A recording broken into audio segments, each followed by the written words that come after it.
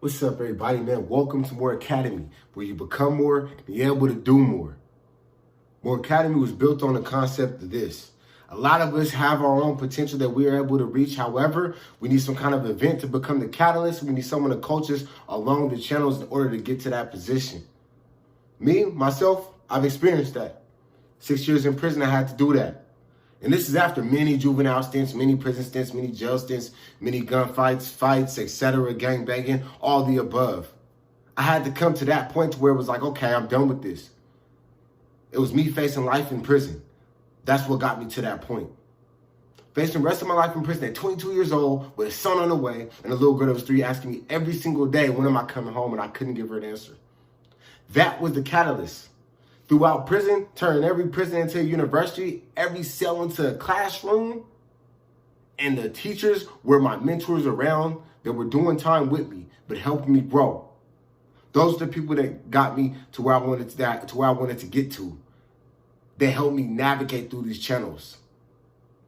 And that's who I'm here today. That's why I'm here. That's what I'm here for. Is to help people navigate through the channels, becoming more and reaching their full potential. Because it's necessary, man. A lot of us are living under our potential, and that's because we haven't been shown the proper way to become more and do more. But to do all that, I had to make the decision to want to rebuild my life. I had to get into my mentality that, all right, this stuff ain't right. Whatever's in here, it ain't right. Clearly, what do? How do I make it right then? And I had to make a decision at that point, like, okay, I'm going to figure it out. I'm going to change my perspective. But it all starts with rebuilding your life. Yeah, you have to go through the point where you deconstruct. You have to go through the point where you reconstruct, and then you construct. Don't trip. We're going to break down those philosophies. We're going to get to that. But right now, I just want you to make a decision within yourself to be like, you know what, I'm ready for this. Because More Academy, it's an academy, it's a class. Every time you subscribe, every time you like, every time you comment and I engage with you, we're in class right now. Make that decision. I'm going to give you a couple seconds. Now we can continue on. Because I'm assuming you did. If not, you probably didn't stop watching by now. So look, I said, in order to rebuild your life, you have to deconstruct, reconstruct, and then construct. Number one, deconstruct. What does deconstruct consist of? It's breaking those negative habits, those negative thought patterns, that backwards ass perspective that you may have that's leading you in the wrong direction. The way that works is you have to dive into self. One, I always push this. First, have the vision. Figure out what kind of vision that you have for your life. Where do you see yourself down the road if everything goes the way that you want it to go? When everything goes the way that you want to go? Where do you see yourself going? What's your vision? What's your mission in order to get there? Who's your team going to be like? What does it look like?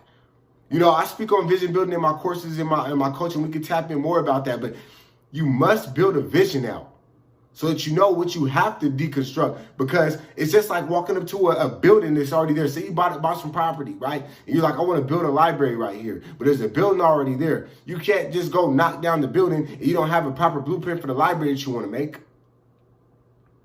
It wouldn't make any sense. Therefore, you have to understand your vision, right? Now, once you got the vision, you can do number one. You can work on number one, which is deconstructing. You have to take down those thoughts. One thing, when I was heavy in the gang culture, my mentality was this: nobody else matters but my hood. Nobody else gives a fuck about me but my neighborhood. I don't care about where life takes me or where life is going. I'm not thinking about later, I'm thinking about right now. That was my mentality. I needed respect by all means necessary. And my backwards ass perspective on respect was fear. If you fear me, you respected me. If when I came around, you got scared, you got shook a little, your heart started beating a little more, that's when you respected me. Backwards ass perspective, if you know what true respect is. I had to dive into those thoughts. I had to figure out why I thought like that. What made me think that respect was me having to do somebody to make them fear me? What made me think that the only people who cared about me was my neighborhood? Where did these concepts come from? I had to break those all down. I had to look at my habits, bro. I was drinking every single day, smoking weed, popping thiz every once in a while, running around in all kind of girls, staying up all night. I couldn't keep a job for more than a month. If I had a job, I'm robbing people, I'm doing all these different things, all these destructive habits I had. I had to break those. And my transformation came in prison. So it wasn't like I could go rob nobody or I can go drink every day and pop hella pills. So I had to work with what I had at that point in time.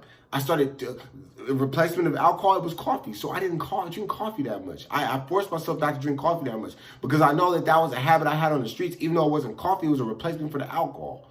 So I forced myself to stop doing that. I've also forced myself to be still. One thing I always had a problem with is I move around, I keep going, I go here, I go there, I go to that, and get absolutely nothing done but deconstructive shit. So what I did was I forced myself to be still. There were times I sit in my cell and I just sit. I'm not going nowhere. I'm going to read, I'm going to study, I'm going to reflect. I forced myself to start thinking. That's the new habit I took on. I started taking out these thoughts patterns I had at one point. And like, nah, that ain't right. Why isn't it right? Where did that come from? And that's why. Okay, that's not true. So what is true? These are things that come as a part of the deconstruction phase because you have to clear it all out so you can have nothing but the place that you want to build your foundation on.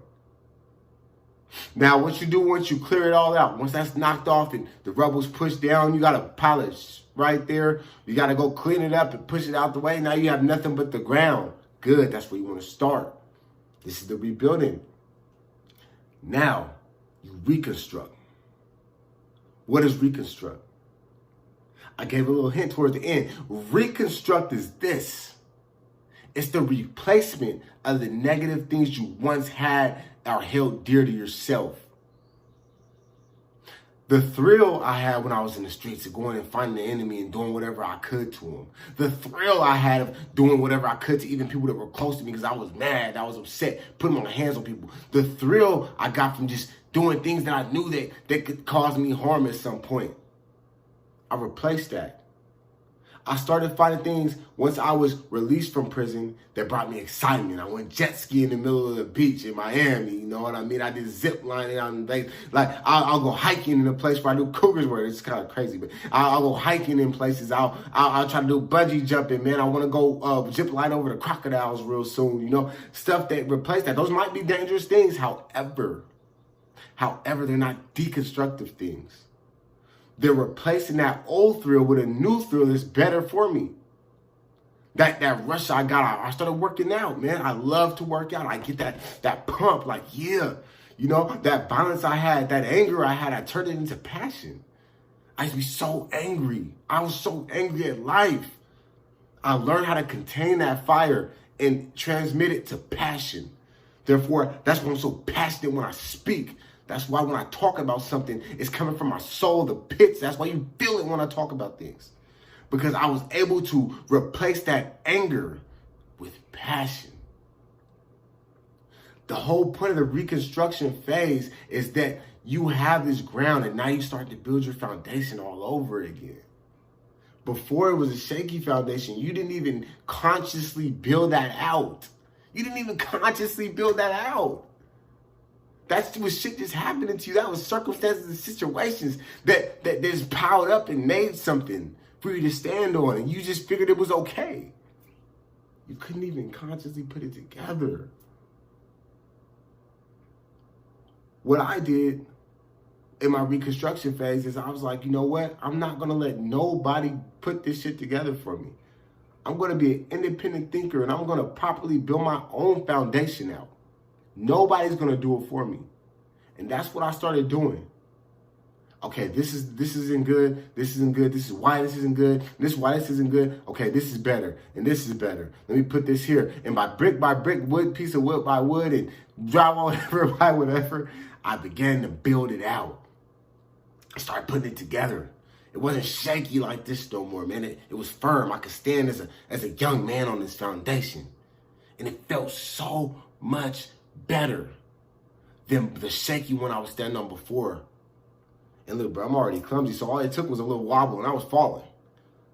So the structure of this was beautiful.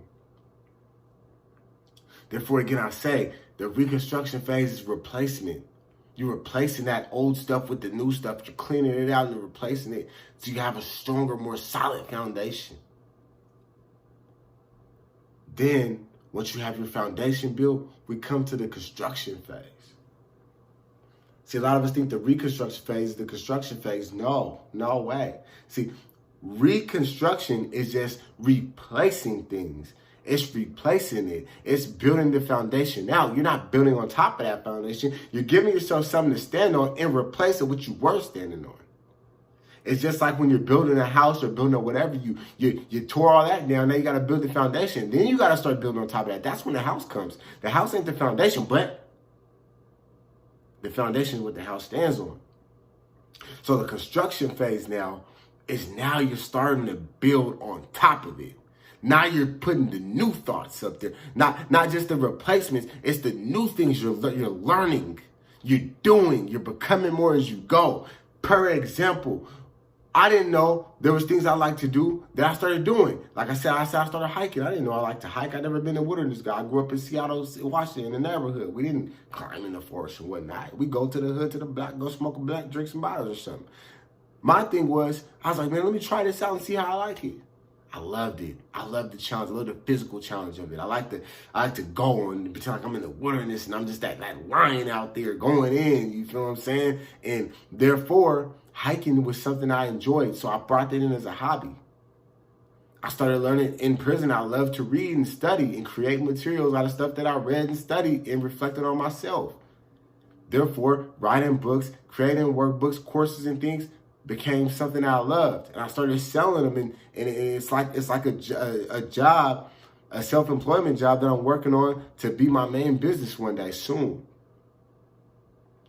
I started learning about financial literacy and loving and loving the fact that I can control and build my generational wealth. I started practicing habits like that. These are all the new things that I'm bringing forth in my life. Like, wow, I didn't know that about myself. I didn't know that even existed. And I started putting that around me. Associations. I started making new powerful friends, man.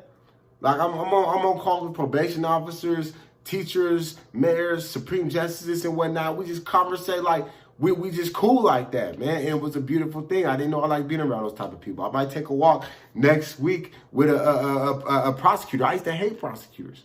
Me and a prosecutor go for a walk on the beach. You get what I'm saying? Those are the things that you start building on top of your foundation with. It's the new things that you learn, that you apply to yourself, that you take on as yours. And once you do that, it kind of just starts being self-serving. Because it attracts you now. You're just going. You just get excited about life. You just get excited about life. Look at it in my old pictures. My eyes low. I'm just depressed. You could tell I didn't like what was going on.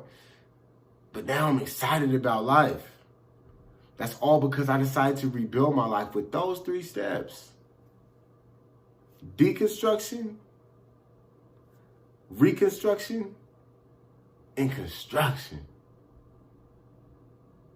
You follow those steps, and I promise you, you're on the path to securely rebuilding your life. Oh my God, the limits, bro. The limits. I'm telling you, you're looking at a young man, now 28 years old, did from 22 to 28, pretty much. You're looking at somebody that was once a drunk, violent gang member, in and out of juvenile. I've been called everything from a monster to throwaway to trash. Told that I was a special ed gangster. Told I was an idiot, stupid, would never amount to nothing. I told myself a lot of these things too. Throwaway kid.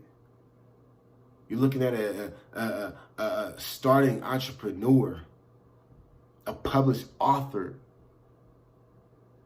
a father. I'm doing better as a father, a dad, an engaged one. I'm getting better. But a leader, someone that never thought they could be this, but because I applied those principles and I became more. You could do the same, no matter where you come from, what you've been through.